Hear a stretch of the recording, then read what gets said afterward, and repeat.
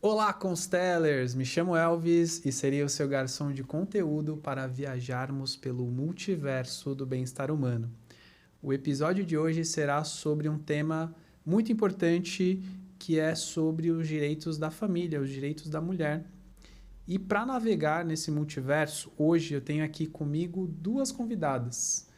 Então, teremos duas visões sobre o mesmo tema, uma visão mais focada no direito e uma visão focada mais na psicologia e terapia familiar.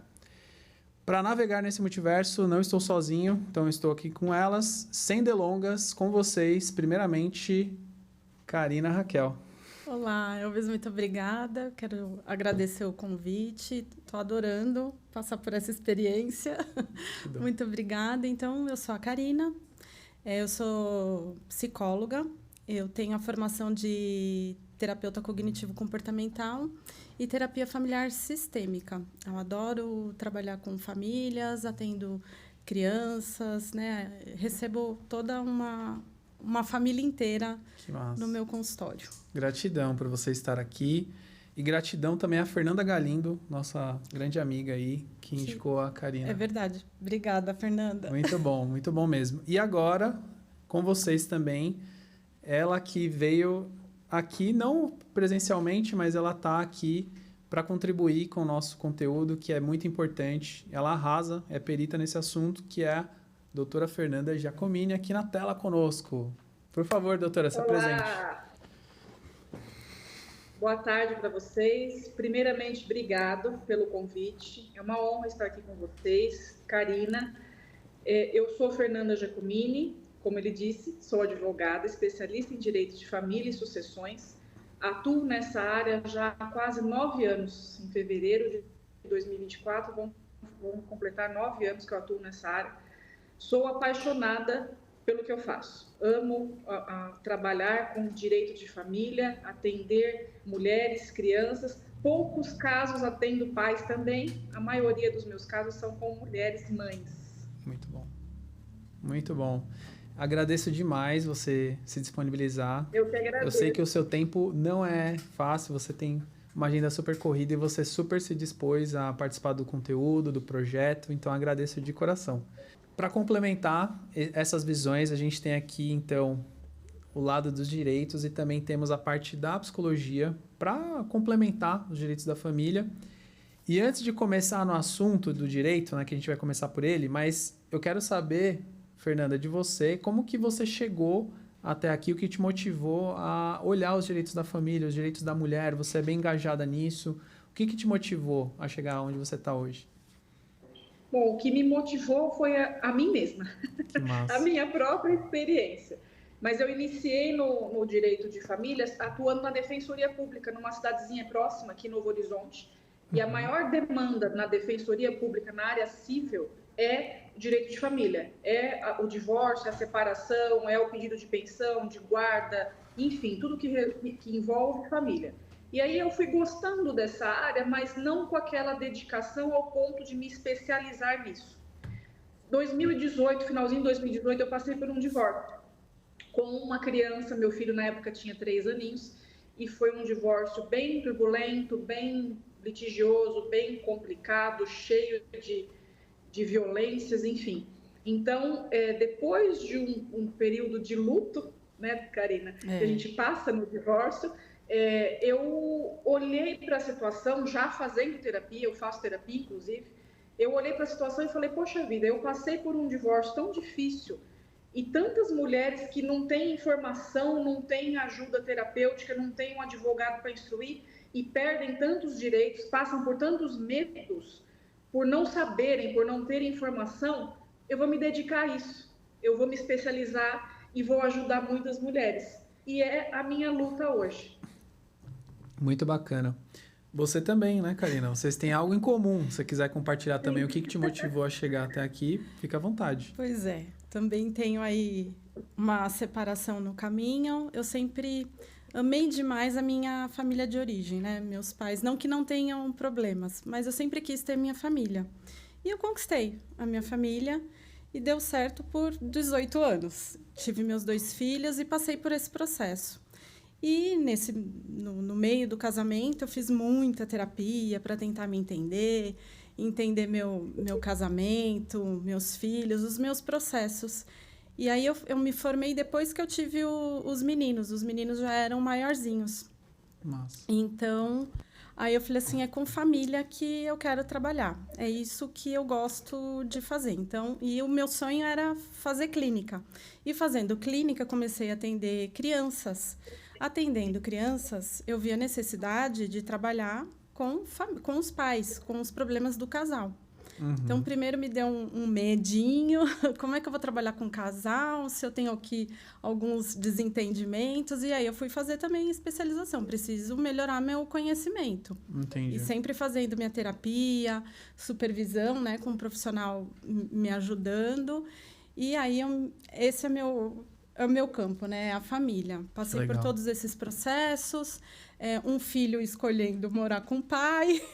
Então, passei por um luto, por sentimentos bem desagradáveis, mas que fui superando. Que legal. Né? Porque ele não foi bom para mim no casamento, né? Uhum. A gente não se deu bem como casal, mas como pai, ele tem lá ele tem o seu valor, né? E eu não posso tirar o que é direito dele também, né? De ter os filhos próximo a eles. Então, eu tenho o Gustavo, que tem 21 anos, e o Guilherme com 15. E massa. É isso. Quantos anos tem seu filho, Fernanda? Meu filho tem 8. Como ele chama? Eduardo. Eduardo. Você está em qual cidade mesmo? Eu estou em Catanduva, interior de São Paulo. Catanduva. Muito legal a história, o que motivou vocês, e que vocês são duas mães que pegaram ali um limão e transformaram numa caipirinha, vamos dizer assim, e estão conseguindo lidar com isso, e não só lidar, mas ajudar as pessoas, né? Que é o que a gente busca aí como propósito. Então, vocês estão fazendo isso com propósito. Então, gratidão por vocês compartilharem. E eu vou voltar ali com a Fernanda para falar sobre a questão dos direitos. Então, a gente vai começar a falar sobre eles agora. E eu vejo que uma das questões que te leva a entrar na vida das pessoas, né, Fernanda, é o divórcio. Então, as pessoas vão lá, te acionam, quero me divorciar, não dá mais, tal. Como que é esse processo para você? Quais são as demandas que chegam? Acredito que chega mais demanda das mulheres, né? Seu público é mais feminino, se você quiser também contar mais. E conta mais pra gente como que é esse processo, assim, por gentileza. Bom, realmente meu público maior é feminino. As mulheres que me procuram, na sua grande maioria, tem as exceções que já vêm com um acordo pronto e só pede a minha opinião para saber se está tudo ok e prossegue para o divórcio. Mas a grande maioria são de mulheres que vêm desesperadas porque está tendo um final de relacionamento muito conturbado e aquela típica ameaça, que depois a Karina vai falar aqui com a gente também sobre esse tipo de violência, aquela ameaça, se você sair de casa, eu vou tirar tudo, se você sair de casa, eu vou pegar a guarda das crianças de você, você não tem direito a nada, porque fui eu que trabalhei, você ficou em casa durante todo o nosso casamento, então tudo é meu, você não tem nada, pega suas roupas e vai para a rua. Então, elas vêm, assim, desesperadas. Como assim eu vou para a rua? Eu fiquei casada, sei lá, 20 anos com essa pessoa. Eu fiquei em casa, mas eu cuidei dele, da casa, da roupa, dos filhos, de tudo. E agora eu vou sair assim, com uma mão na frente e outra atrás, né? Uhum. Então, chegam muitos casos assim. E aí é colocado aqui, e muitas saem aqui até chorando aliviadas, né? Falei, nossa, ainda bem que eu vim me consultar com vocês, senão eu ia estar desesperada. Então, o meu maior problema, vamos dizer assim, são com mulheres desinformadas. Então, elas chegam aqui e a maioria dos casos são mulheres casadas na comunhão parcial de bens, né? Nós temos 5 regimes no Brasil, um deles é a comunhão parcial de bens, que é a regra no Brasil, uhum. né? Então, a comunhão parcial de bens, como é que acontece? Tudo que você adquiriu durante o casamento, se tiver um divórcio, é partilhado 50% para cada um. Não importa se foi ele que comprou tudo e ela ficou em casa cuidando da casa dos filhos, se os dois compraram igual, ou se de repente ela ganha mais, ele menos, ou vice-versa, enfim. Num divórcio é 50% para cada um do que foi adquirido, inclusive as dívidas. Uhum. Então, no momento que a pessoa que a mulher tem essa informação, ela já fica aliviada. E a partir do momento que ela faz terapia também, porque eu indico terapia para todas as minhas clientes, todas, ela toma a decisão, não, então vou me divorciar, estou pronta e vamos lutar. Entendi. Para você também tem uma sinergia, né, Karina, disso? Sim, porque a gente percebe muito medo, né, da separação, de ficar sozinha, de não dar conta, de não conseguir se sustentar, né, doutora Fernanda? Então, assim... Esse, inclusive, foi meu maior medo no meu divórcio. No meu divórcio, meu também. Maior medo foi exatamente. E medo de não dar conta de sustentar a minha casa e meu filho sozinha. Isso é aterrorizante para a mulher, de você não se sentir autossuficiente e não dar conta, mas a gente consegue. A mulher é muito forte. A mulher que está determinada, ela tem um poder de resiliência, acaba tendo ajuda, assim, da onde a gente nem imagina.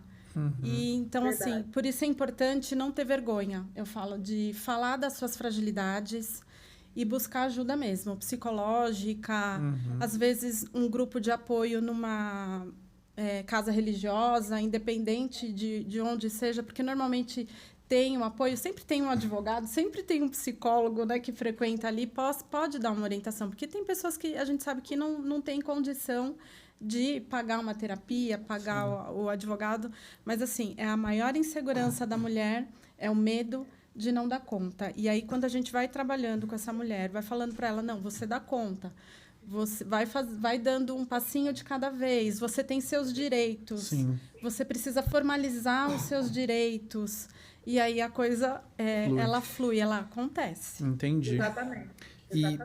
E dentro disso, do divórcio, tem a questão psicológica, né, que você mexe ali muito com a cabeça das pessoas.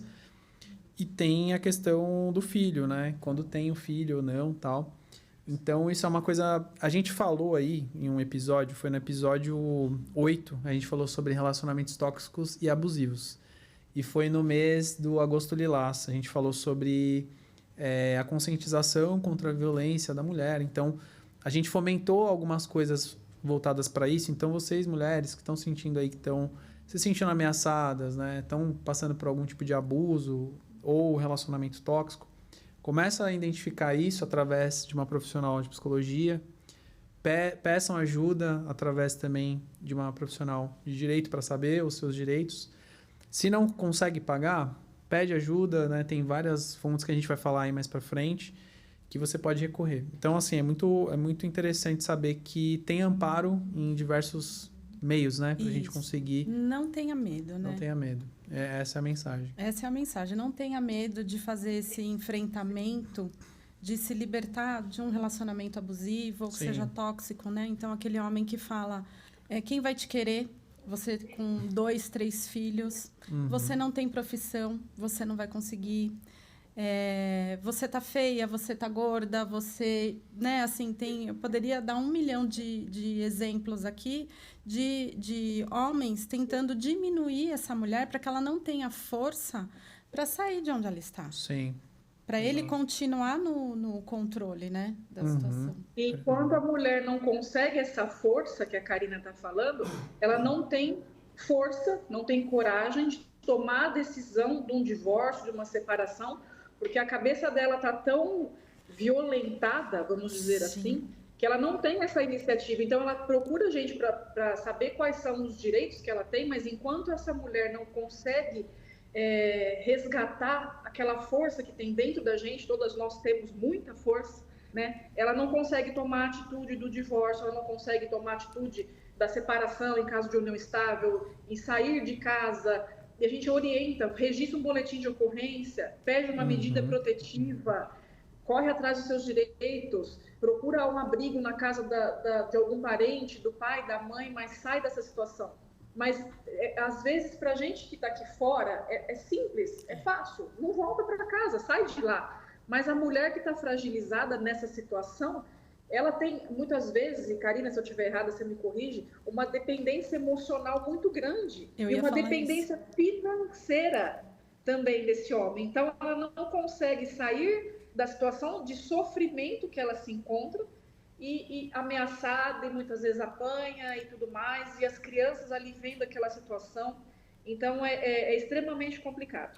Exatamente isso que eu ia falar, porque assim, a dependência, tanto emocional quanto a financeira, é o que muitas vezes segura essa mulher, porque é isso que traz insegurança. Então, o medo financeiro de não dar conta das necessidades materiais, por não ter uma rede de apoio familiar que vai trazer sustento, né? Porque a gente precisa, né, do arroz e feijão para sobreviver, mas também tem essa dependência emocional que esse homem muitas vezes vai minando essa mulher emocionalmente, vai fragilizando.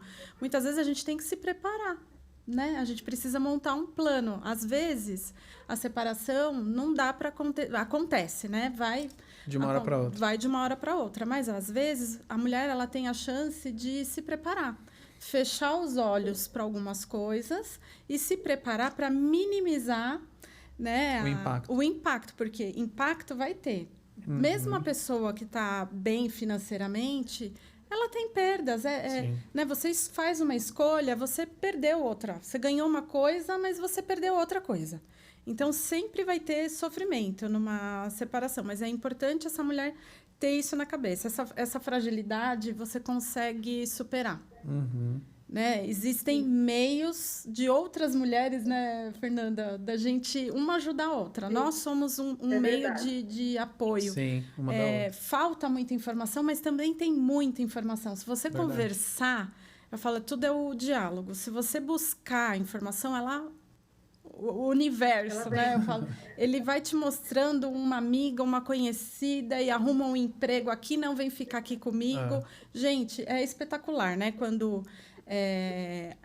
uma pessoa se propõe a ajudar a outra, a coisa acontece. E o que eu mais vejo no consultório é isso, a dependência emocional e financeira. Então, quando fala assim, essa mulher não sai porque ela gosta de apanhar, não é, gente. Tem muita coisa por detrás, né? Tem uma dinâmica familiar, até de gerações, de repetições de padrão comportamental, de escolha de homem, né? Parecido com aquele pai, né? Que foi violento.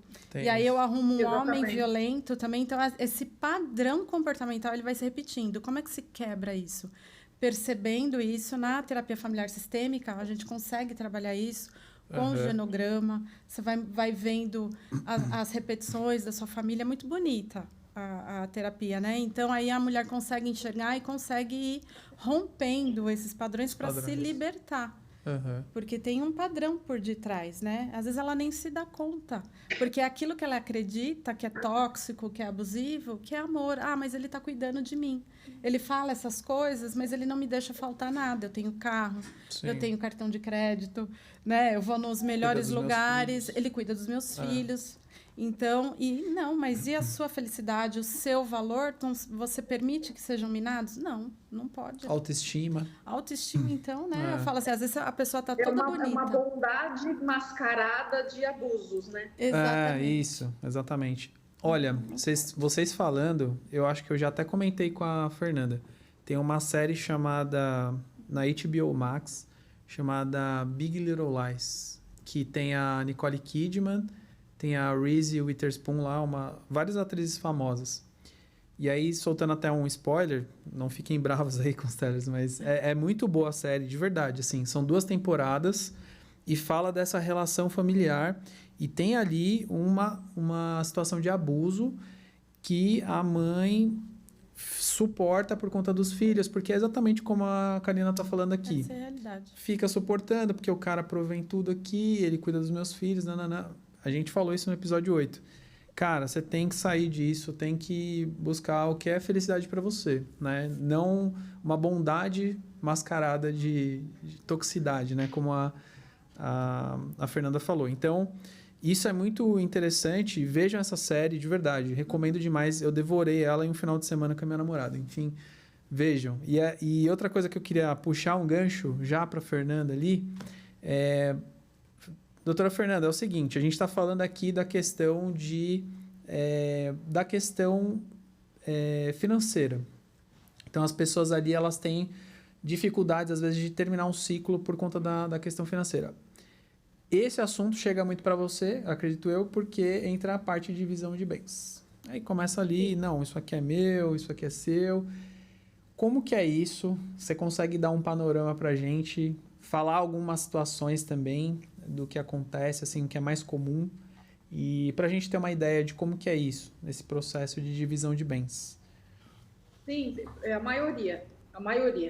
Chega aqui com discussões sobre os bens, né? E eu sou do tipo de advogada que eu sempre tento o acordo. Sempre tento o acordo. Eu não gosto de litígio, a gente só parte com litígio quando realmente todas as tentativas foram frustradas.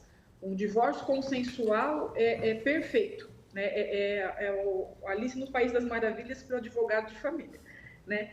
Mas o que acontece é a falta de informação, né? Então, a pessoa, quando ela consegue saber qual é o regime de bens que ela adquiriu na constância do casamento dela e quais são os seus direitos, já dá uma clareada. Então, só para dar uma passada bem rápida aqui, vou falar sobre os regimes. Já disse da comunhão parcial de bens, que é a regra no Brasil. Tudo que adquiriu durante o casamento é dividido por dois. Dividido por igual. Não importa quem comprou mais, menos, inclusive as dívidas. Comunhão universal de bens é o caso da Mayra Card com o primo dela, rico, o Thiago Nigro, né? Isso, eles casaram na comunhão universal de bens. O que isso quer dizer? Que tudo que eles têm e o que eles tinham é dos dois. Então, desde que o Thiago nasceu, a Mayra Card nasceu, até hoje, todo o patrimônio que eles têm é dos dois. Em caso de divórcio, de separação, vai ter que dividir meio a meio tudo. Caramba. Separação de bens. Separação de bens tem dois tipos de separação de bens no Brasil. A obrigatória é aquela que a lei impõe em certos casos, como, por exemplo, o maior de 70 anos é obrigado a casar na separação total de bens, né? E a separação de bens convencional, que é aquela que o casal opta. Quero casar na separação de bens, não quero misturar patrimônio. O que é meu, o que é dele. Se divorciar, cada um continua com o que já era seu, o que foi conquistado. Na separação de bens, nesse caso, se alguma coisa foi comprada junto e for provado para o juiz que, por exemplo, o carro, os dois pagaram, existe uma partilha. Se não, o que tiver no nome dela é dela, o que tiver no nome dele é dele. E a separação final nos aquestos, que é muito pouco utilizada, essa modalidade de regime de bens, nunca vi, em 9 anos aí praticamente, que você, durante o seu casamento, você vive numa separação de bens, e se divorciar, você coloca as regras da comunhão parcial. Acho que nem a lei sabe explicar direito essa modalidade. Entendi. Então, quando as pessoas ficam cientes dos seus direitos, a partir do momento que elas sabem, né, aquilo que as pessoas casam e nem sabem. Comunhão parcial de bens, assina lá, num divórcio, não está nem sabendo o que está acontecendo. Né? Então, quando essa informação chega, ela começa a prestar atenção, fala, não, realmente... são meus direitos esses, e aí já começa a fluir aí a separação, né? Porque a parte financeira pega muito. A parte financeira e a parte dos filhos também, de guarda, sim, pedido de pensão e tudo mais. E uma dúvida que eu tenho, união estável, como que é visto hoje no Brasil também? A união estável, se você simplesmente morar junto com a pessoa, né, cumprindo os requisitos, né, precisa ser uma união duradoura, pública, as pessoas precisam saber que aquilo existe, com o objetivo de constituir uma família. Isso certo. É união estável. Se você mora junto ou faz um contrato de união estável sem colocar o regime de bens que você está adotando, você automaticamente está na comunhão parcial de bens.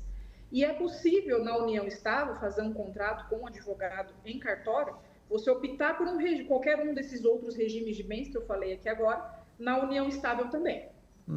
Entendi.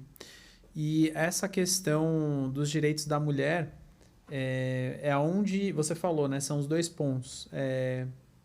Divisão de bens e a questão dos filhos. E geralmente, quando divide ali, né? Tem a questão de cada um morar no seu ambiente agora, né? Então, dividir os bens, aí cada um mora no seu canto. E aí, como que é essa questão para a criança? Acho que eu vou puxar agora para Karina. Como que a criança lida com essa situação? Acho que é um processo mais difícil, né? Eles sofrem porque eles se veem divididos, porque eles amam, né? os pais, e toda criança de pai separado fantasia a volta dos pais. Então, assim, tem sofrimento, muito sofrimento. Meu pai vai embora para sempre, que normalmente é o homem, né, que sai da casa. Então, quando que eu vou ver meu pai? Então, assim, eles sofrem demais. Então, depende, se é um casal mais funcional, é menos traumático, Elvis. Então, assim, por quê? Porque eles conseguem separar o que é deles de casal, homem e mulher, e o papel de pais deles. Então, eles não deixam isso interferir. Então, a criança não sofre, porque a criança não vira arma. Arma de troca, chantagem. de chantagem financeira, etc. e tal. Então, quando o casal é funcional, o impacto é diminuído e a coisa acontece de fluir. Apesar de toda a formalidade, às vezes tem um acordo. Não, eu quero ir buscar na escola hoje, vou almoçar, vou ficar junto. É mais informal, né? É mais informal. Na prática ali. A prática, o pai e a mãe estão convivendo, estão decidindo tudo junto. Agora, quando o casal está muito disfuncional, aí eu já tive criança assim de eu perguntar assim, como é que foi seu final de semana? Foi terrível, Karina. Eles só brigaram. E, sabe, assim, eu falo, é engraçadinho porque eles são pequenos, com toda essa fala, né, adultizada, mas olha o sofrimento, né? Eu já perdi a esperança, eu sei que isso não vai mudar. Então, eles têm essa fala de tristeza, perde muitas vezes a espontaneidade de falar, conversar, né, de falar como foi na casa do pai, como foi na casa da mãe, por quê? Pode achar que vai ofender o pai ou a mãe. Então, assim, a criança, se o casal tiver disfuncional, eu acho que é o que fica com maior prejuízo. E quando chega para mim, eu falo assim, meu cliente é essa criança. Então, eu vou trabalhar para ele. E aí eu convoco os pais e se tiver que dar bronca, assim, bronca no sentido de fazer eles refletirem, né? Que tipo de pessoas vocês querem, né? Que esse filho de vocês seja? O que vocês estão dando de exemplo? 2 pessoas se degladiando, não conseguindo diálogo. Muito provavelmente, no futuro, ele vai escolher pessoas parecidas. Porque é isso que ele entende. Aí relacionamento. Que é um relacionamento, aquela repetição de padrão. Essa é a tendência. Se não faz terapia, se esse casal não se resolve, é isso que ele está ensinando. Só aproveitando o gancho, falando mais um pouquinho, assim, muita gente me pergunta assim, nossa, meus filhos vão ficar com trauma porque eu vou me separar? Muita gente tem medo, né? O que vai acontecer? Olha, ele fica com trauma se você ficar num casamento completamente disfuncional, cheio de briga, de agressão física, verbal. Aí você vai provocar uma deficiência, uma dificuldade de lidar com as situações, problemas de saúde mental no seu filho, uma ansiedade, uma depressão. A criança fica depressiva. A depressão deles é diferente do adulto. Eles ficam mais agressivos, mais arredios, não comem. Né? Eles demonstram de uma outra maneira, mas deprime. É isso que você quer para o seu filho? E aí, às vezes, o casal separa. Gente, é um cenário maravilhoso. Então, isso é antigamente que tinha, né? Os conceitos até da psicologia, que filhos de pais separados eram traumatizados, poderiam virar delinquentes. Não tem nada disso. Não tem nada disso. Então, eu falo, pais felizes criam filhos felizes. Então, se para você ser feliz, mais feliz, você precisa romper com o seu parceiro, que nesse momento não está mais adequado para você, então é isso que você tem que fazer. Na psicologia, a gente trabalha com 3 esferas, né? Pensamento, sentimento, comportamento. Então, às vezes, a gente está pensando uma coisa, sentindo uma coisa e se comporta de outra maneira. Então, meu Deus, eu não aguento mais esse casamento. Um sentimento de tristeza, frustração enorme, mas eu me mantenho. O meu comportamento é me manter. Isso traz o quê? Problemas de saúde mental. Ansiedade, depressão, somatização no corpo. Quando eu entro em coerência, pensamento, sentimento, comportamento, a vida vira uma maravilha de novo. Assim, não que não vamos ter problemas, né? Mas as coisas ficam mais leves. Porque você está em coerência com aquilo que você deseja. Sim. Então, não tem problema separar. O problema é ficar num relacionamento disfuncional. Disfuncional para criança. Você quer acrescentar alguma coisa, Fernanda, nesse ponto? Exatamente tudo isso que eu passei. Tá. O medo de separar, achando que que eu iria gerar um trauma muito grande na vida do meu filho, né? E graças a Deus e a terapia, eu fui percebendo que não. O casamento infeliz estaria servindo de exemplo, de um mau exemplo para o meu filho. Ele estaria olhando aquele relacionamento conturbado como um espelho. Então, a partir do momento que eu entendi isso, eu falei, não, melhor separar. Melhor separar. E aí eu ouvi exatamente isso da minha psicóloga. Pais felizes criam filhos felizes. E aí, pais não significa marido e mulher, mas o pai e a mãe estando juntos ou separados. Então, eu passei tudo isso que a Karina falou agora aqui, parece que eu estou vendo um filme da minha vida passando aqui agora. Foi exatamente o que aconteceu comigo. Muito massa. Eu fiquei curioso com uma coisa. A criança, no direito, assim, pensando nos direitos da família, a criança tem voz também, ela pode optar por ficar com um dos lados, né? Vamos supor que a criança se dá muito bem com o pai. Aí ele vai sentir muita saudade do pai e tal, mesmo ele sendo de menor. Ele pode falar, eu quero ficar com meu pai.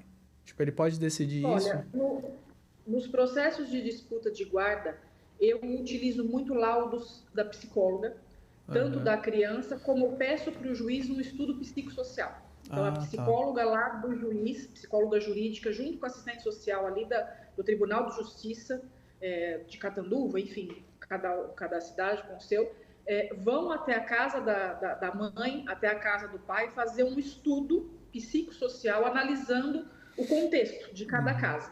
E nessa avaliação, nesse estudo, a psicóloga e a assistente social conversam com a criança. E isso é laudado.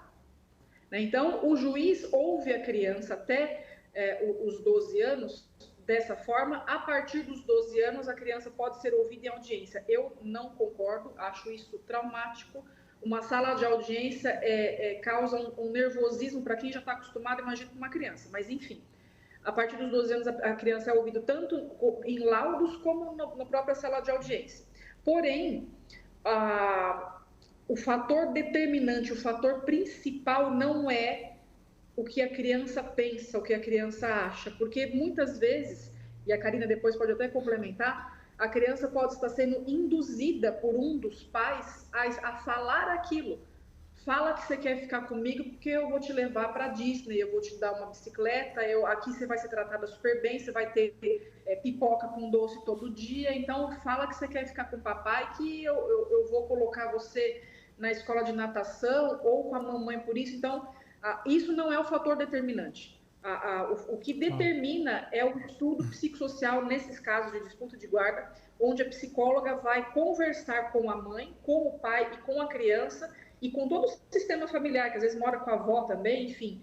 E o olhar clínico, o insight que aquela psicóloga tem, que aquela assistente social tem, é que vai sugerir para o juiz que a criança deve ficar com a mãe ou deve ficar com o pai por tais motivos. E aí os advogados do pai e da mãe vão cada um produzir as suas provas e puxar ao seu favor. Então, eu, por exemplo, como advogada da mãe, posso colocar ali no processo que o pai é um pai ausente, que não liga, só aparece no dia da visita, tem histórico de violência familiar, já foi processado pela Maria da Penha, já tem alcoolismo, alcoolismo, é usuário de droga, enfim, etc, etc, e puxar que a decisão venha ao meu favor, entendeu? Assim como o advogado do homem também vai defender ele, dizendo que a mãe muitas vezes comete alienação parental, etc, etc. Mas nos processos de disputa de guarda, o que é mais, no meu ponto de vista, que é o fator principal é o laudo da profissional, psicóloga, assistente social, não só do juiz, mas eu sempre recomendo a mãe, nesses casos, a passar a criança no psicólogo particular. E o laudo da psicóloga é muito importante porque a gente acredita que a palavra da psicóloga, do psicólogo, desse profissional, tem boa fé e tem força para dizer que a criança está se sentindo bem ou mal, ou está assim, ou falou aquilo. Porque, às vezes, muitas vezes, a criança tem uma confidência que ela não conta para a advogada, não conta para a mãe, não conta para a avó, não conta para o pai, mas conta para ela. E, às vezes, é uma confidência que é a chave do processo, entendeu? Então, o laudo da psicóloga é muito importante nesses casos. A criança é ouvida, mas todos são também. Uhum. Você quer compartilhar algum ponto? Eu falo assim, a criança, muitas vezes, ela é alienada, fica alienada ali pelas duas partes, e aí, pela lealdade, a gente chama, ela às vezes se vê numa posição de escolher, ou o pai e uma mãe. Isso, para um terapeuta familiar, deixa a gente muito triste, porque uma criança, ela precisa do pai e da mãe, né? Sai fora do contexto. Mas é isso, eu já atendi crianças que passaram por este processo, e a gente conversa com as psicólogas jurídicas, né, as assistentes sociais, elas vão averiguar onde é que a criança se sente bem. E, infelizmente, às vezes a gente tem que fazer um laudo favorecendo um dos pais, pela saúde mental da criança, pelo bem-estar da criança, porque se vai deixar ela num lugar onde ela não vai se sentir bem, onde vai causar sofrimento. Talvez não tenha toda a violência que o pai ou a mãe relata, mas acontece que naquele momento, naquele contexto, a gente precisa laudar e manter a guarda com um dos pais. Qual que é o meu trabalho? Eu luto, assim, para trabalhar, para ter essa reconstituição, para manter esse relacionamento, que apesar da guarda estar com um dos pais, manter o relacionamento, não tirar esse vínculo, porque a gente sabe que reflete mais tarde. Então, mesmo que seja um pai, assim, vou falar bem a grosso modo, não preste, não é o pai ou a mãe que tem que falar. A criança precisa ter a sua visão de mundo. Ela vai construir. Eu falo, quem não é bom, você não precisa falar nada. A pessoa se mostra com as atitudes. Então, conforme a criança vai crescendo, ela vai tomando consciência. Ela vai tomando consciência de quem é o pai, de quem é a mãe, as diferenças de cada casa. Então, ele vai crescendo, ele vai montando a estrutura, né, familiar. Quem é quem? Eu tive uma experiência, assim, do meu pai ali com a minha mãe, que eles se separaram. E o meu pai, ele contaminava um pouco ali os filhos. E a minha mãe nunca fez isso. Ela deixava a gente ver. Vai lá com seu pai, ele quer te ver, tudo certo. E aí você vai vendo nas atitudes. A criança não é besta, né? Igual você tá falando. A criança sabe. É muito inteligente. Eles são muito esponjinhas, né? Então, eles absorvem as coisas, eles olham, analisam e tal.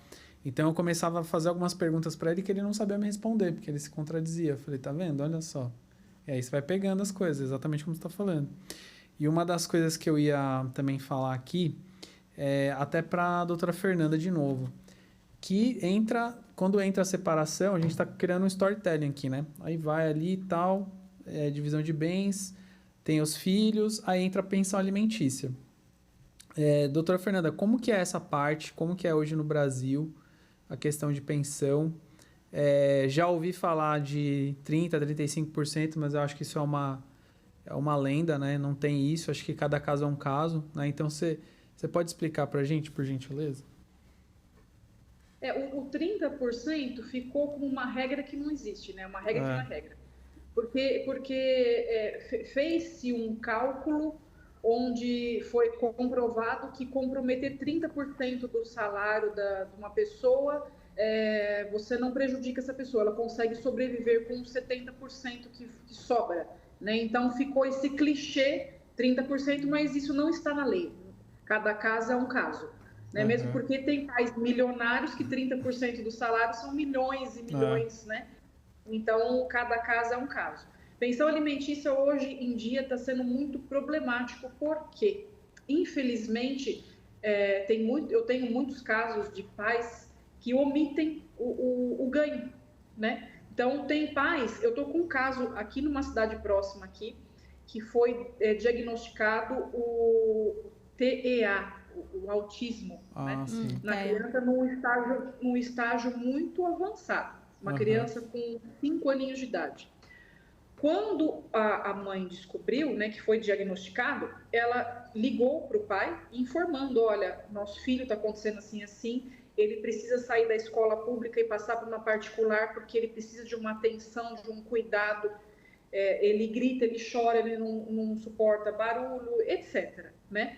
E aí, da escola pública para particular, aumentou-se a despesa dessa mãe em R$600. Uma escolinha de criancinha, de 4, 5 aninhos, né? Então, ela ligou para esse pai tentando fazer um acordo no sentido de que vamos pagar metade, eu pago metade. E ainda tem uniforme, tem tudo mais. Esse pai simplesmente saiu do emprego que ele trabalhava, registrado em carteira, só para não ter o salário descontado para ter esse aumento de pensão alimentícia. Ele preferiu destruir, vamos dizer assim, a sua carreira, a sua própria carreira, para catar limão na roça quando tem, aqui na nossa região, para não pagar pensão, para continuar pagando os R$400 que ele já pagava. Então, a mãe está desesperada, está fazendo bazar, está pedindo, sabe, assistência social e tudo mais, porque o pai simplesmente saiu do emprego só para não ter que pagar um pouco mais de pensão. Olha só o pensamento. Caramba. Então, tem muitas mulheres, muitas mães, e é essa causa que eu abraço principalmente, de mães que faz de tudo e o impossível para o filho, e o pai responsável que prefere sair do serviço só para não aumentar a pensão. Muito e aí ele se faz de coitado, estou desempregado, não posso nem os 400, vou ter que diminuir para 300. E a mãe com uma criança doente em casa, com problema, essa mãe ela não consegue arrumar um serviço, porque a todo momento essa criança quer a mãe, ela tem que buscar essa criança na escola. A escola particular, ela não tem o dia todo nessa cidade, é só da 1 às 5, então ela não consegue arrumar um serviço, então ela faz bico, ela faz extensão de cílio, ela vende roupa, ela vende lingerie, ela vende catálogo, enfim. Uhum. E aí ela tem que procurar a ajuda da mãe, da família, porque o pai não tá nem aí, nem ver a criança não vai.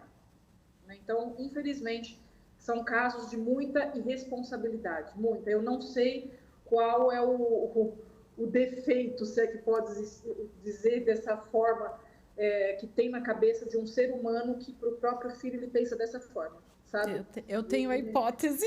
Uhum, fica à vontade, por favor, Carina. Eu tenho a hipótese. Nos ajude aqui. Por quê, doutora Fernanda?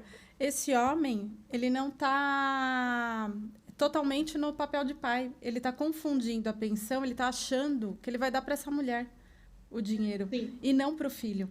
É isso que ele está errado, é isso que ele precisa buscar ajuda e entender que não é para essa mãe, é para o filho dele. Então, esse homem, que são milhares, né? Eu falo, é uma tristeza, eu falo, você fica, toda hora a gente está sabendo de um caso desse, do homem estar omitindo a renda para não pagar pensão como deveria. A gente sabe que sim, tem muita mulher que também se aproveita da situação, mas a ideia não é falar dessa parte, a ideia é de falar de quem está correta, né? Uhum. E a criança, ela precisa, por exemplo, uma criança autista, ela tem muitas necessidades. Sim. Não é só ficar numa escolinha particular, ele tem que fazer fono, ele tem que fazer psicólogo, especializado em aba. Uma mãe tem uma despesa muito grande, é uma criança que não se adapta com facilidade. Olha a luta dessa mulher. Uhum. E esse pai, consegue, além de tudo, ainda não consegue trabalhar para dar conta do filho. Olha só a situação. Sim. Ela precisa se cuidar, né, do próprio sustento e do filho com todas essas necessidades, porque uma criança autista, ela precisa de muita terapia. Sim, a mãe, às vezes, tem que sair do emprego para poder ficar levando nas terapias. Então, olha o tamanho da ignorância, né? Vou dizer assim, desse homem, dele tá confundindo o papel dele. Ele simplesmente abre mão, o problema é dela. Só que tem metade ali do DNA dele que ele precisa dar conta, né? Não, e eu fico pensando assim, não tem como você dar uma pensão e querer que 100% daquele valor seja para criança, né? Tipo, não tem como isso. Tipo, ela vai receber a grana, ela vai usar para as demais coisas, as atividades, né? Porque às vezes, erroneamente, as pessoas confundem o termo pensão alimentícia com alimentos. Exato. Acha que a pensão é para comer. E a criança, ela mora num lugar, numa casa, ou que paga um aluguel, ou que tem um condomínio, a conta de energia, conta de água, IPTU, tudo precisa se vestir, uma casa, precisa a brincar. Tá ali também. Tudo. Aí vem os alimentos, vem a vestimenta, vem a escola, vem o lazer, vem tudo que a criança vive, deveria ser dividido por 2 na medida das suas proporções. Uhum. Então, se o pai paga mais, ele paga mais, se a mãe ganha mais, ela paga mais, arca com mais despesas do que o pai. Entendeu? Então, as pessoas acham, tem muitos pais que, de forma ignorante, né, vou usar esse termo, não quer pagar pensão. Não, eu vou no mercado, faço uma boa compra e levo aí. A mãe não aceita, mas não é só comida. E a roupa? Sim. Criança não para de crescer. Eu vejo meu filho aqui, as roupinhas que ele usou no inverno desse ano aqui, para o ano que vem já não vai servir, porque ele esticou. Então. E tênis, e chinelo, e uniforme, material escolar. Meu filho parece que ele come lápis. Eu tenho que comprar uma caixa de lápis, porque é incrível, lápis e borracha evapora no estojo dele. Toda hora tem que repor brinquedo, comida, aí vai no mercado, que é Kinder Ovo, e não sei o que tem. Então, criança tem várias necessidades. Quando a gente ganha bem, tá ok. Mas e aquelas mães que não têm? Como nesse caso dessa minha cliente. E aí você vai na justiça, numa audiência de conciliação, o camarada se faz de coitado. Excelência, estou desempregado, não tenho nem para mim, estou vivendo na casa da minha mãe de ajuda, tá aqui, ó, eu estou morando com a minha mãe, ela que me ajuda com as minhas despesas. E aí, infelizmente, ainda tem muita coisa para mudar na justiça brasileira. O juiz e o promotor parece que exclui a criança. Coitado desse ser humano de 40 anos saudável.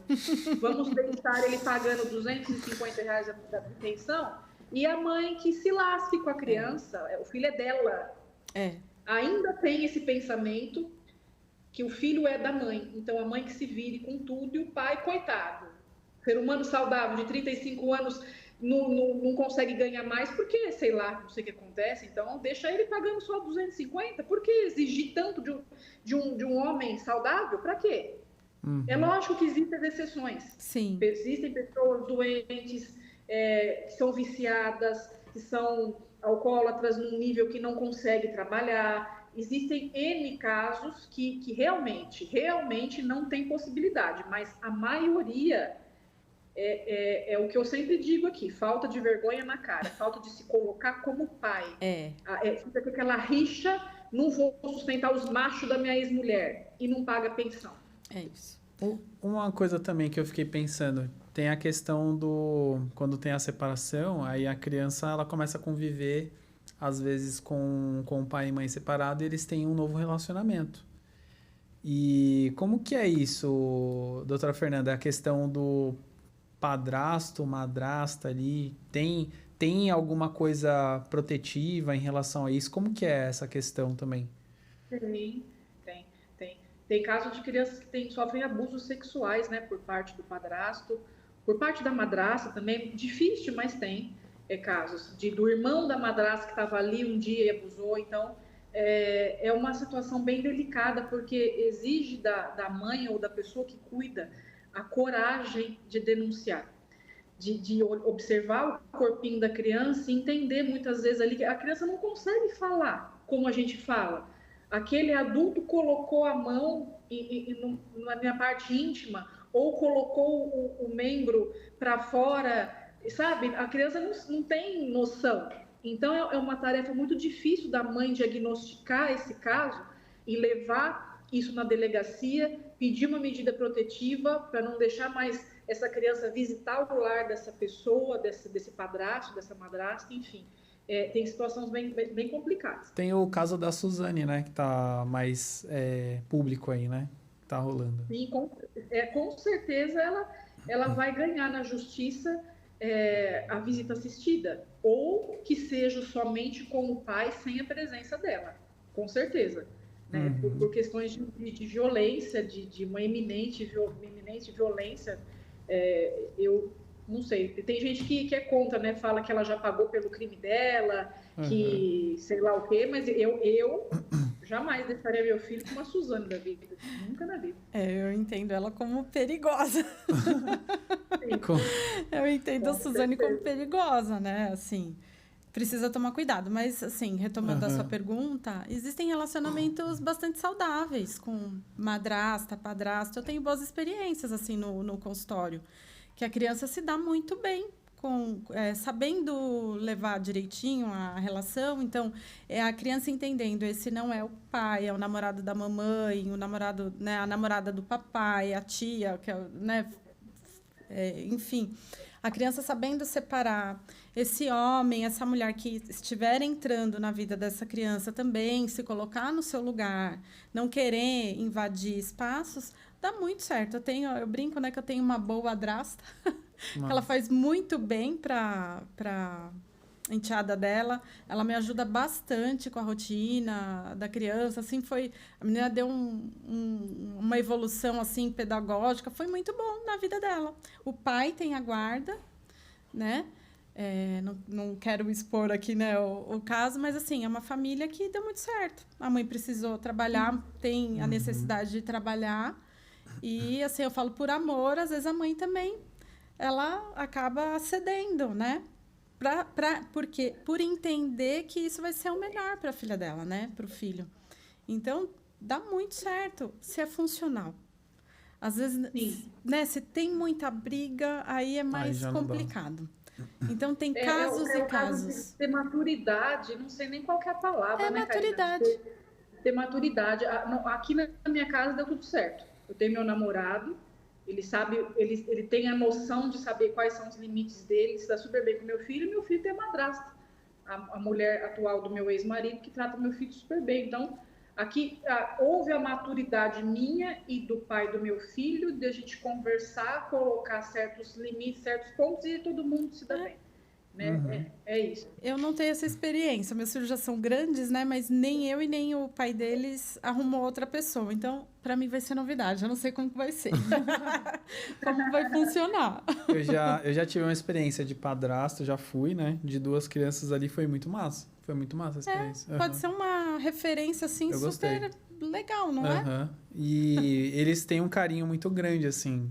Cria uma conexão muito grande, eu achei muito legal. É que eu me dou bem com criança também.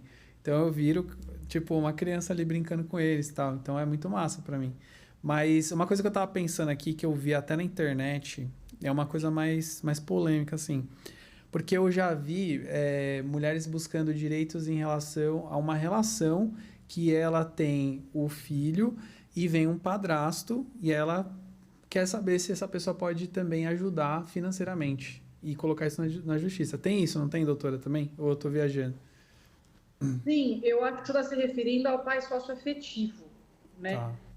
Por exemplo, eu até fiz um reel sobre isso no Instagram que gerou uma polêmica gigantesca. Ah, é? Então, a criança tem o pai e a mãe, separou, a mãe casou de novo, tem o padrasto reconheceu essa criança como seu filho socioafetivo e colocou, inclusive, o seu nome na certidão de nascimento dessa criança.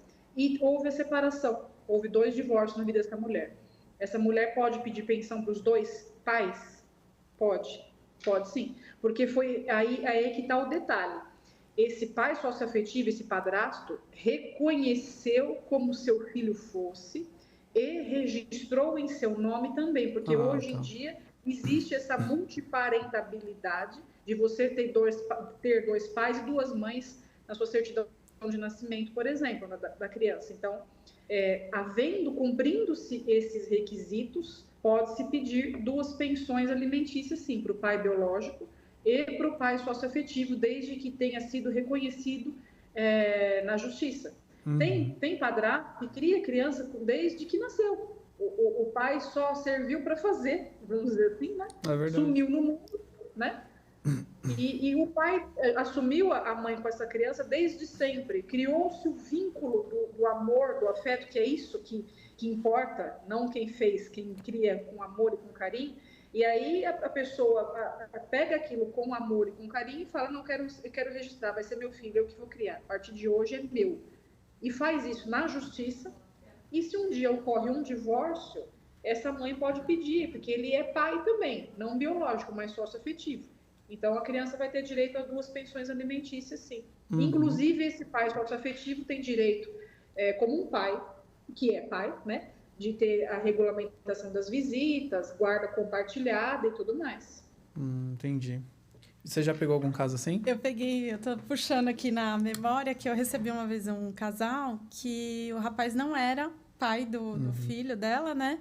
Mas o menino, inclusive, já chamava ele de pai, porque não tinha o contato com o pai verdadeiro. Ele já chamava esse rapaz de pai e eles falariam agora, porque nós vamos casar, ele não, assim, ele conhece o pai, mas nem chama o pai de pai. A gente precisa esclarecer isso, né? Para não deixar emaranhado, tem que deixar nítido, né? Claro. Na terapia familiar a gente fala.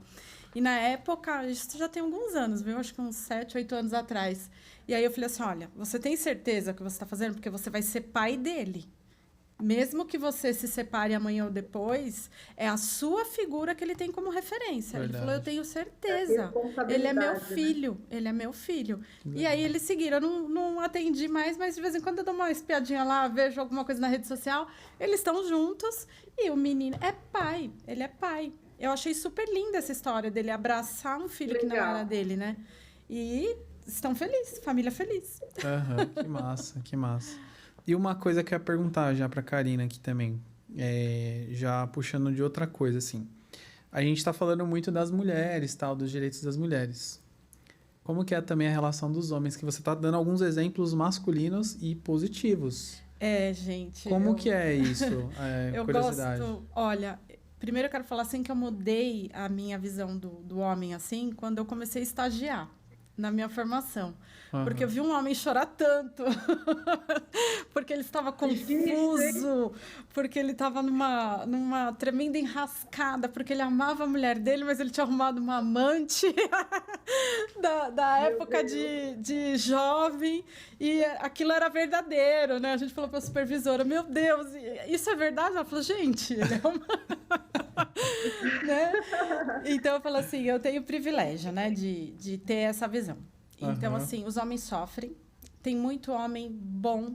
Então, assim, eles sofrem também muito luto quando ele tem que sair de casa.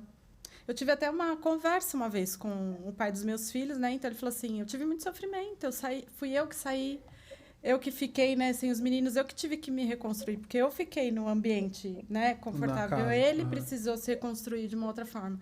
Então, para ele foi muito difícil. Imagine, 18 anos, né, a gente vivendo ali. Então, esse homem sai e ele tem que se reconstruir como homem sozinho, né? E aí, um tempinho depois, meu filho mais novo quis ir morar com ele. Mas, assim, eles sofrem, eles sentem luto, eles se questionam. Né? Tem eles vão para terapia agora, tem poucos homens, né? Mas agora os homens estão aderindo mais à terapia, então eles falam, eu quero entender melhor o que está acontecendo no meu casamento antes de decidir a separação. Eu acho isso o máximo. Formidável. E aí... Olha, no tempo todo que eu advogo, eu tenho um único pai que está nesse sofrimento da separação, que se importa com o filho, que quer estar com o filho e tudo mais. E é muito interessante que isso comece a acontecer, né? Deveria ter mais campanhas, não sei, talvez de conscientização masculina para consertar, porque muitas vezes a mulher procura terapia, se conscientiza, sai de um relacionamento abusivo, segue a vida, mas aquele homem que é o abusador, muitas vezes ele é um abusador porque ele também sofreu um abuso e ele não procura ajuda. Ele vai atrair outra mulher, outro relacionamento tóxico, né? Então é um ciclo que não termina. Precisava ter a cura desse homem também. E eles são tão duros com isso, né? Alguns são, Fernanda, outros não. Eles estão amolecendo. Então, assim, no Cefatef, é o Centro de Formação Terapêutico da Família, onde eu faço a minha formação. Lá eles têm um projeto justamente para isso, para cuidar desses homens adoecidos. Lembra do padrão, repetição de padrão? Sim, que você falou. Quem foram os pais desses homens? Como é que esses homens foram educados? Provavelmente de uma forma violenta. É que a gente está numa sociedade mais machista, né? Então... Completamente. Então, ele já vai replicando esse padrão. Exatamente. Então, assim, tem projetos já de grupos terapêuticos masculinos. Esse homem sempre também periférico. Então, assim, se a gente for analisar, quando a mulher tem um bebê... junta lá, né, a mãe, a sogra, a tia, a vizinha, a comadre e vai querendo deixar o pai de lado. Então, a gente faz justamente o contrário. Não, esse pai tem que estar presente. É ele que vai dar suporte para essa mulher. Eu não sou psicanalista, né? Mas, assim, eu gosto muito do Winnicott, que ele fala assim, para se ter uma mãe suficientemente boa, precisa ter um pai suficientemente bom.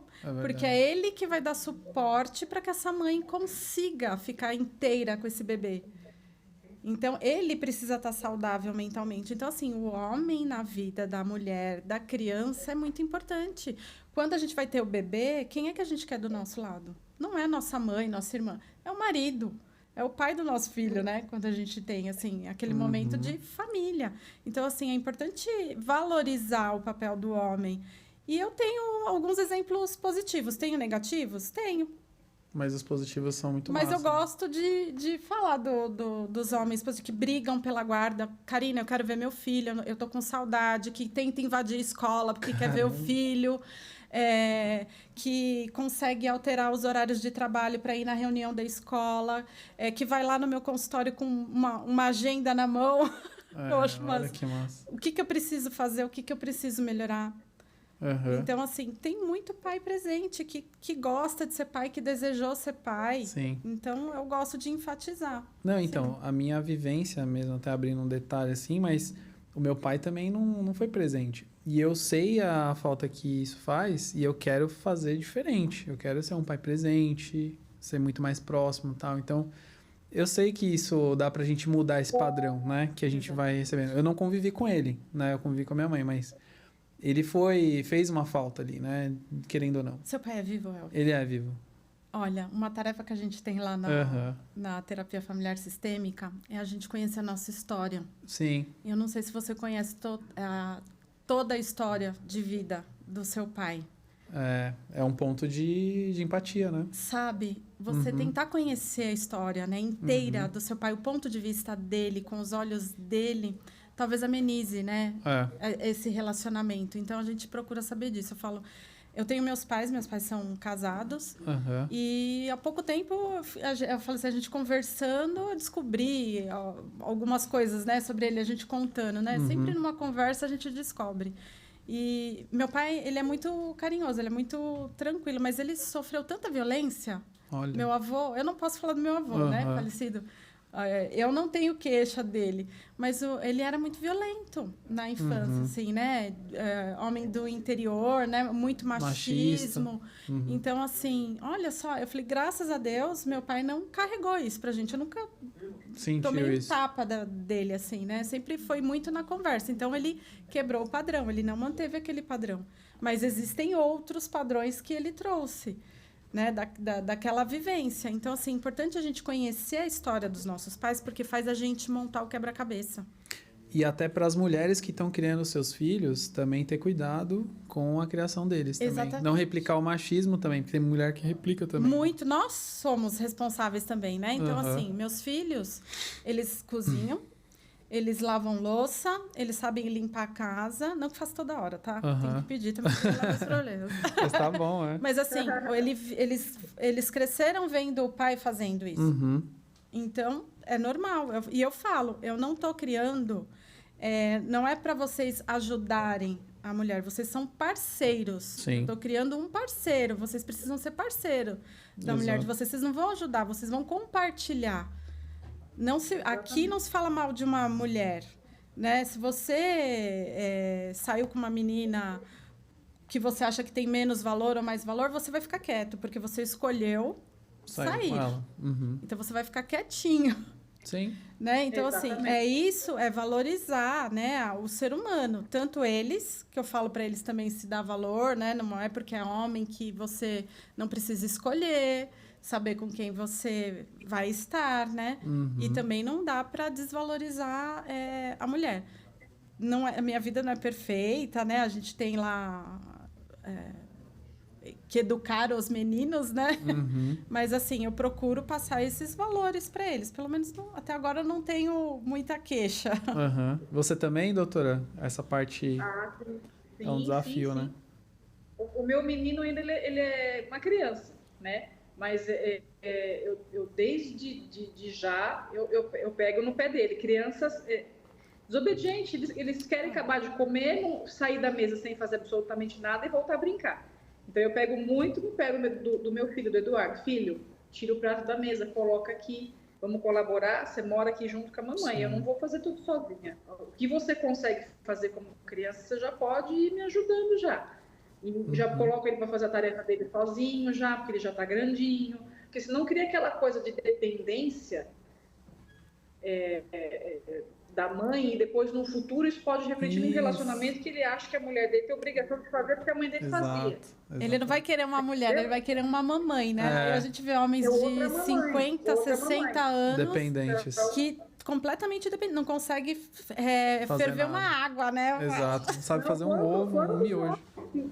A gente vê da minha faixa etária aí, dos seus 40 anos mais ou menos, que não sabe fazer nada, porque a mãe fazia tudo, aí casou com outra, a gente fala Amélia, né? Casou com uma Amélia, a mãe era uma Amélia, e então o meu filho, eu já estou fazendo diferente. Acredito eu que nas próximas gerações aí, que vão vir agora, vão vir um pouco melhor, porque pelo menos a convivência das pessoas que eu tenho, né, clientes, amigos e tudo mais, as pessoas estão se importando em melhorar como ser humano, evoluir, procuram terapia para tentar entender por que eu estou desse jeito, por que meu casamento não deu certo, por que acontece isso, por que minha mãe é aquilo. Então, vai evoluindo, né? Tá lá atrás, né, às vezes, né, a questão. Sim. E veio um convidado aqui, em uma gravação, que ele compartilhou que o filho dele, ele tem um filho, eu não lembro a idade, mas o filhinho dele gosta de brincar de boneca. Aí ele falou assim, eu quero deixar ele brincar de boneca para ele aprender. E ele vê o que que ele curte. Ele falou que ele queria brincar de cozinhar. Ele falou, olha, que legal. Chefe de cozinha? Chefe de cozinha. Tem criança, menino, que tipo, não, só quero brincar de boneco, de carrinho. Não é assim, entendeu? Não. E é bom você preparar desde dessa idade que ele vai brincando, na brincadeira, ele vê que isso é a vida. A vida se torna isso. A brincadeira é um ensaio para a vida, exato. Mas aí eu falo, olha o sistema machista, né? Por que só as meninas podem brincar de boneca, de casinha, de comidinha? Os meninos só de carrinho, de arminha, de esporte. Quando vê uma menina que quer ir para o esporte, a Valente, né? A princesa Valente, ela já é mal vista. Ela é mal vista. Agora, por que um menino não pode brincar de boneca se ele vai querer ser pai? Ele tem que aprender. Ele deve aprender a cuidar de uma casa. Sim. Por que ele não pode aprender a cozinhar?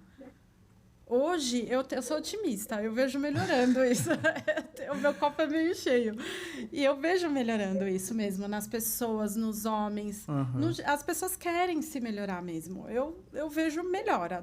Eu também estou na geração aí dos 40 e tantos e eu só vejo melhorando. Antes, se tinha essa fala, não, isso é coisa de menina. Hoje vem diminuindo, apesar de existir ainda. Tem famílias, assim, eu falo assim, até jovens, né, que falam, não, isso não, né, isso aqui é de menina, isso aqui é de menino. Mas, assim, eu acho que dá pra gente ter um outro olhar. Não quero polemizar para não falar de gênero, etc. e tal. Mas, assim, são brincadeiras. Se a gente encarar como brincadeiras de criança para a vida adulta...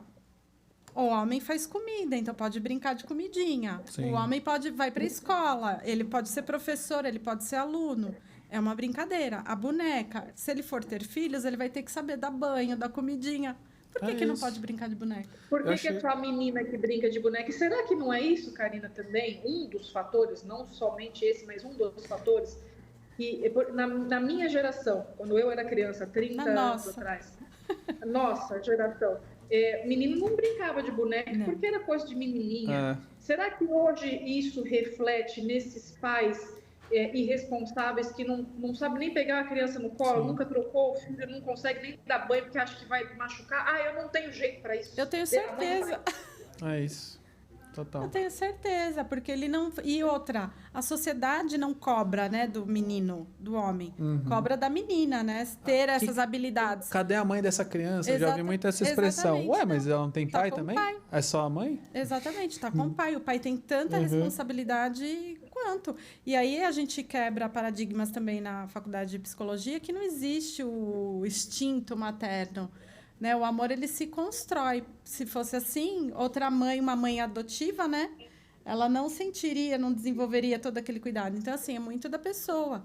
Sem julgar. A gente não pode julgar aquela mãe que não consegue, né? Que não se vê nesse papel de mãe. Porque não é instinto, é da pessoa, né? Da personalidade. Isso é a sociedade, né, que criou. Porque tem muito homem com um instinto muito mais apurado para cuidar da criança do que a mulher. Uhum. Isso foram paradigmas, né, que foram criados, colocando aí, crenças, e a gente abraçou. Total. E eu queria só fazer uma pergunta também, assim, para ver se vocês têm alguma... Eu sempre peço indicações de livros e séries. Eu ia perguntar para a doutora Fernanda se ela quer indicar alguma série, livro também, para a galera que está assistindo ou ouvindo a gente. Olha, livro, eu gosto muito de um que está até aqui em cima, aqui na minha estante, aqui, da Elisama, Educação Não Violenta. Ah, legal. Na minha infância, eu tive... a minha mãe era aquelas mães clássicas, né? Mãe brava. Tudo era na base do chinelo. A Rochelle, né? Então, mãe Rochelle. Eu tenho um trauma relacionado a isso, né? Isso, exatamente. Então, eu tenho os meus traumas referentes a isso, que eu faço terapia, né, para isso também. E eu sou totalmente contra bater. Eu não me lembro de ter pego uma cinta para o meu filho para bater nele. Às vezes a gente dá aquele ameaço no meu medo de nervoso, que eu sei que isso está errado, inclusive a Karina vai puxar minha orelha aqui. Não vou, eu não puxo. Mas você fica nervosa, a criança não obedece, você fala, filho, por favor, se você não fizer tal coisa que eu estou te pedindo, eu vou te dar uma chinelada, porque, poxa vida, eu estou cansada, né, tal.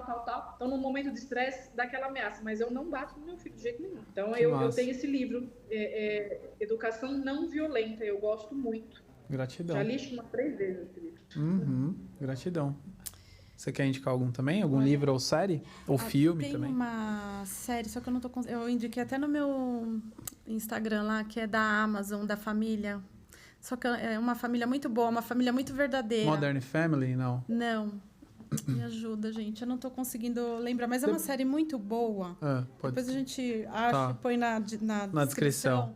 Porque aquela família verdadeira, que eles tiveram gêmeos, passou na Globo, estava na Amazon. Deixa eu ver se eu acho aqui, mas vai falando aí que eu vou tentar achar. E é uma família verdadeira, cheia de problemas. Então, eles ficaram gêmeos, tiveram gestação de trigêmeos, perderam um, adotaram o outro, e ali desenrola todos os problemas familiares. Eu falo assim, aquilo é família, é uma família de verdade.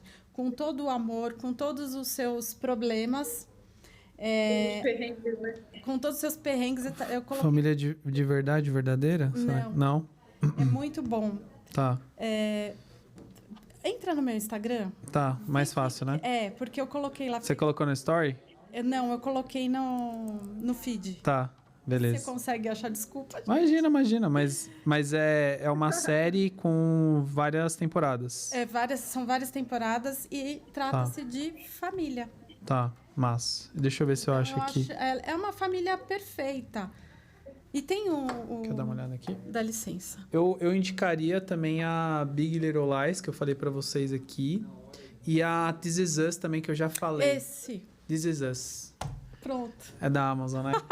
Olha que bom. É isso. A gente não achou. Essa série é perfeita. E, assim, pra mim, são séries que falam da família ali que... Nossa, eu aprendo muito. Tem questões...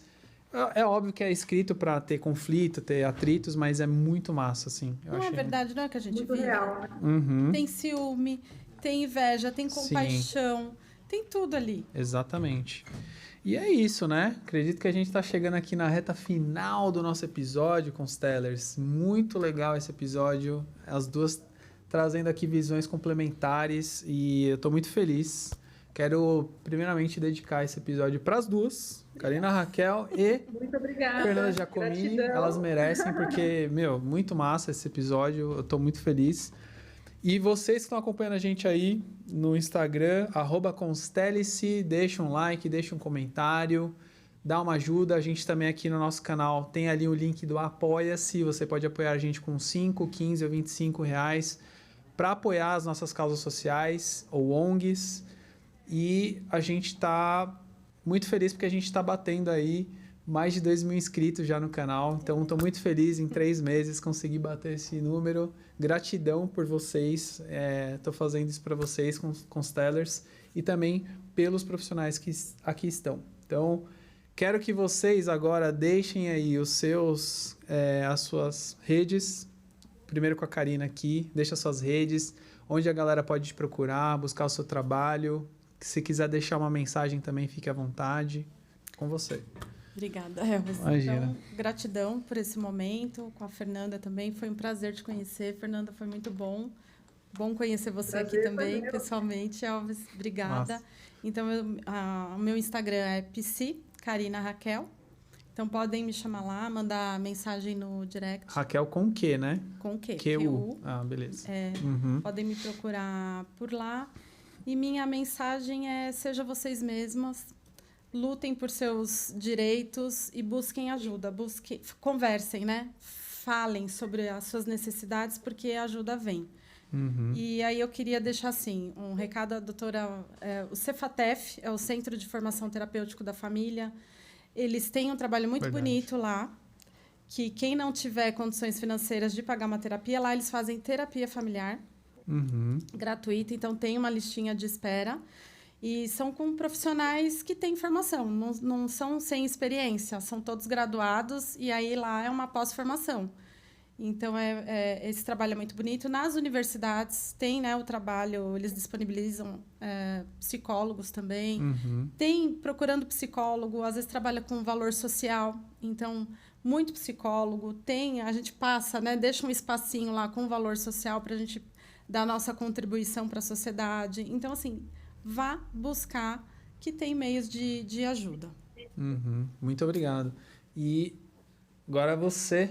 Doutora Fernanda, quero que você deixe aí suas redes, seus contatos e também uma rede de apoio que, igual a Karina comentou aqui, que as pessoas podem buscar se ela tiver dificuldade de poder aquisitivo ali para conseguir um profissional, como que ela pode achar também uma ajuda.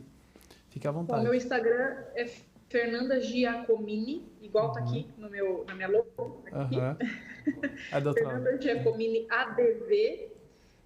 Lá no meu Instagram tem um link onde você clica e vai direto no celular aqui do escritório, então você consegue falar comigo, né? Tá bem fácil. Facebook também tem, tá? Aqui em Catanduva nós temos a Associação Montserrat, que é onde psicólogas atendem de forma gratuita, e temos também a OAB, a Defensoria Pública aqui na Catanduva, e no Brasil todo tem a Defensoria Pública, a OAB, que atendem pessoas carentes que não têm condições de pagar um advogado. Então, muitas vezes a pessoa precisa buscar seus direitos, quer resolver determinada situação, mas não tem condição financeira. Então, a Defensoria Pública atende pessoas carentes. Temos psicólogas gratuitas aqui em Catanduva também. Tem o meu telefone à disposição. Pode ficar à vontade, se você quiser falar. Se quiser tirar dúvida, 17 996282617. Pode mandar mensagem. Eu tenho muita procura de pessoas que estão desesperadas procurando uma informação, mas não tem dinheiro para pagar. Então, a frase que eu deixo é: informação liberta. Né? Informação liberta, busque os seus direitos e façam terapia, porque terapia é vida e eu sou uma experiência própria disso. Eu faço terapia e se não fosse a terapia eu não estaria onde eu estou hoje, tanto profissionalmente, mas como mãe, como mulher, em todas as esferas da minha vida. Foi a terapia que me ajudou a reerguer. Eu também, graças à minha terapia. Obrigada, Leni. Gratidão, viu? A minha terapeuta. Muito bom. Gratidão. Quero dedicar esse episódio para Dona Lourdes, minha mãe. Mais um episódio para você, Dona Lourdes. E é isso. Constellers, recalibre seu equilíbrio. Fim da transmissão e gratidão.